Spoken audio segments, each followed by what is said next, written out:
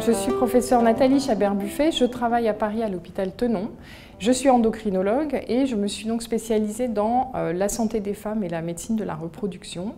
Et aujourd'hui, on va parler de la prise en charge de la ménopause et justement plutôt sans utiliser de traitements hormonaux. Donc cette période de la ménopause, c'est une période qui peut s'accompagner d'un certain nombre d'inconvénients qui sont en général dominés par les bouffées de chaleur, qui sont le phénomène le plus courant, en particulier si on a été ménopausé par une chirurgie.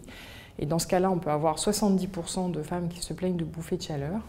Et donc cette période va nécessiter de traiter ces bouffées de chaleur dont l'impact peut être très important, y compris avoir un retentissement sur la vie sociale et professionnelle des femmes, mais aussi sur leur sommeil, et puis par effet boule de neige sur leur état d'humeur et peuvent entraîner des syndromes dépressifs authentiques. Dans certaines circonstances, on ne peut pas proposer de traitement hormonal parce que la femme a des antécédents cancéreux, vasculaires, qui contre-indiquent ce traitement. Dans d'autres circonstances, la femme tout simplement ne souhaite pas prendre un traitement hormonal. On aura donc différentes stratégies qui vont permettre d'essayer d'accompagner cette femme dans cette période de transition qui peut être très mal vécue, sans lui proposer d'hormones.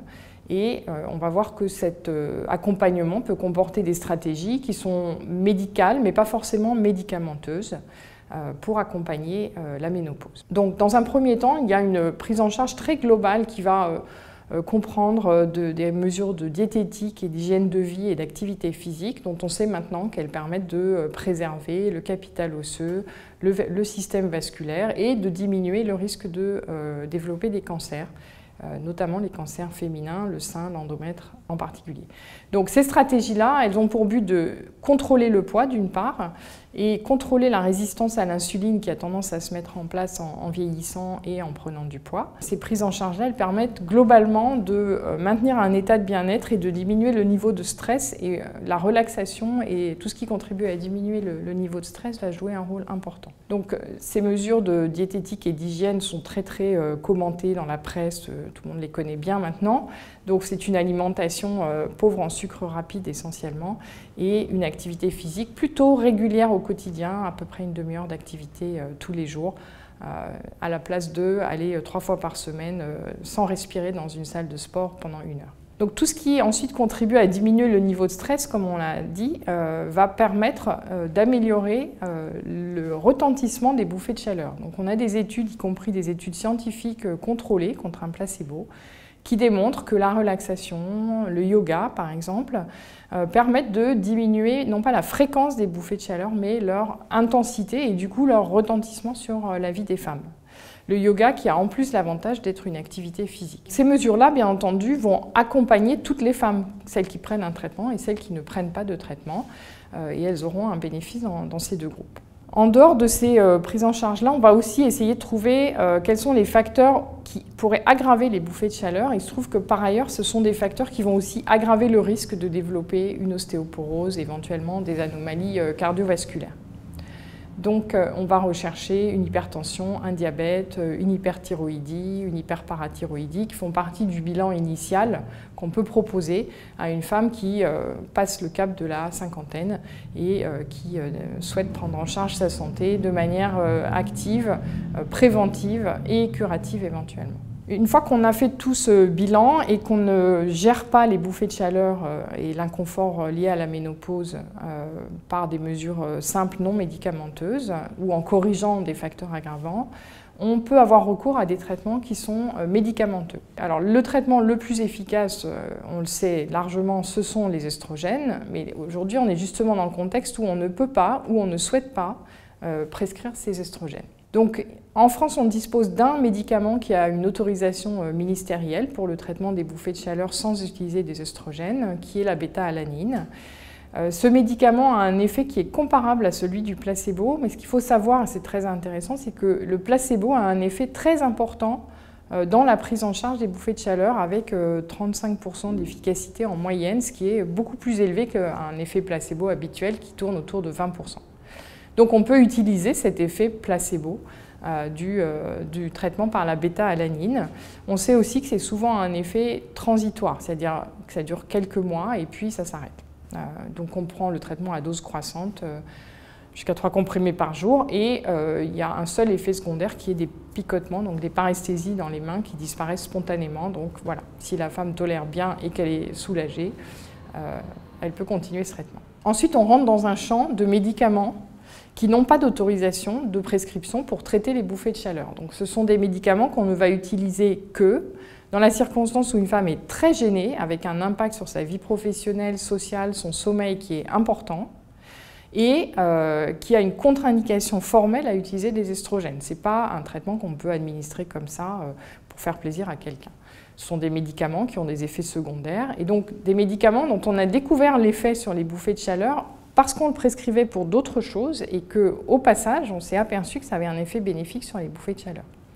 Et donc la principale classe qu'on utilise dans ce cas-là, ce sont des antidépresseurs qui sont des inhibiteurs de la recapture de la sérotonine et de la noradrénaline éventuellement, et dont on sait qu'ils ont une efficacité d'environ 60% sur les bouffées de chaleur. C'est une classe qui a été bien évaluée maintenant dans cette activité, disons, parallèle de ces médicaments. Ce sont des médicaments qui ont des effets secondaires propres, des interactions médicamenteuses propres, notamment avec le tamoxifène. Donc ça peut être très important puisque souvent on est amené à proposer ces stratégies alternatives à des femmes qui ont un cancer du sein et qui reçoivent du tamoxifène. Et donc la plupart des médicaments de cette classe diminuent l'activité du tamoxifène. Donc il faut les sélectionner soigneusement en prenant ceux qui n'interfèrent pas avec le cytochrome P450 2D6.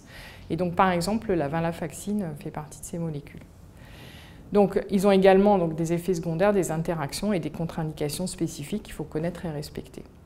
Donc, on les prescrit en général à dose progressive pour améliorer leur tolérance, puisqu'ils sont souvent responsables de sensations vertigineuses, de sécheresse de la bouche, éventuellement de nausées. Et à l'arrêt du traitement, de la même façon, il faudra prévoir une décroissance progressive pour éviter un effet de syndrome de sevrage qui est uniquement physique. Ce traitement inquiète souvent les patientes parce qu'elles se disent on me donne un traitement antidépresseur, je vais être dépendante de ce traitement. Donc c'est très différent des anxiolytiques qui entraînent une authentique dépendance. Là, quand on prescrit ce traitement à une femme qui n'est pas déprimée, qui n'a pas un syndrome ou une maladie dépressive, à l'arrêt du traitement, elle ne fait pas de syndrome dépressif. Donc ces médicaments-là sont ceux qu'on utilise le moins rarement, plutôt que le plus fréquemment, dans cette circonstance-là, parce qu'ils ont été les mieux évalués. En France, on les prescrit donc hors autorisation ministérielle avec toute la procédure correspondante d'information de la patiente, de notification sur l'ordonnance, etc. Dans le même mode de pensée d'utiliser des molécules qui ont une efficacité, disons, parallèle sur les bouffées de chaleur alors que ça n'est pas leur indication première, on a aussi des médicaments de la classe des antidépresseurs, des antiépileptiques, des traitements des douleurs de neuropathie. Et donc, c'est les molécules comme la gabapentine et la prégabaline, mais qui ont été moins évaluées, donc qu'on utilise moins fréquemment. Et enfin, un très vieil antihypertenseur central qui n'est quasiment pas utilisé dans cette indication, en particulier en France parce que le dosage adéquat n'existe pas. En Belgique, où des dosages plus faibles existent, il est beaucoup plus utilisé.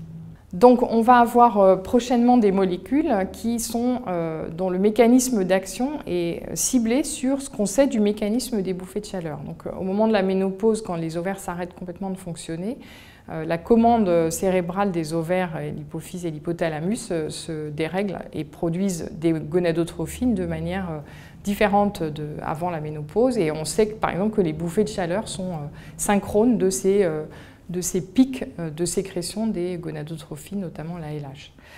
Et donc le mécanisme qu'on connaît passe par toute une modulation, notamment par des neurones qui sont des neurones opioïdes et puis des neurones qui produisent de la neurokinine. Et donc sont actuellement en développement des produits qui vont moduler l'activité soit de ces neurones, soit de leurs produits, donc interagir avec les récepteurs au niveau central mais aussi au niveau périphérique, à l'endroit où justement la peau a maintenant des réponses anormales et un seuil thermique qui n'est plus le même qu'avant la ménopause, et c'est lui qui va être responsable de cet inconfort et de ces bouffées de chaleur. Donc ça, c'était la prise en charge du confort global des bouffées de chaleur. Et puis on a aussi des stratégies de prise en charge de quelque chose qui survient un peu plus tard et qui est en lien avec la sécheresse vaginale, qui s'installe souvent au moins 2 ans après la ménopause, si on ne peut pas la traiter. Et donc pour cette prise en charge-là, on a différentes stratégies. Donc certaines sont hormonales, mais on utilise des hormones qu'on administre uniquement localement, qui sont très faibles biologiquement et qui ont un passage dans la circulation générale très faible, si bien qu'on peut même les proposer après un cancer du sein, au-delà de quelques mois ou années. On a ces molécules-là, on a des molécules qui sont des précurseurs des estrogènes qu'on peut administrer, qui sont des androgènes d'origine surrénalienne, donc la DHEA qui est assez célèbre, mais qui est maintenant développée pour être administrée uniquement localement. Enfin, en parallèle de ces approches de traitements hormonaux locaux, on peut proposer des traitements qui, par des méthodes physiques, vont stimuler la régénération du collagène au niveau vaginal. Donc il s'agit de traiter soit par un faisceau laser, soit par des faisceaux d'hyperfréquence la paroi vaginale des femmes qui se plaignent de troubles de type trophicité vaginale, sécheresse vaginale, qui entraînent donc un inconfort lors des rapports. Et donc ces techniques-là sont en début d'évaluation, encore en cours d'évaluation, et pourront être un apport dans la prise en charge des femmes après la ménopause et sans hormones. Je vous remercie.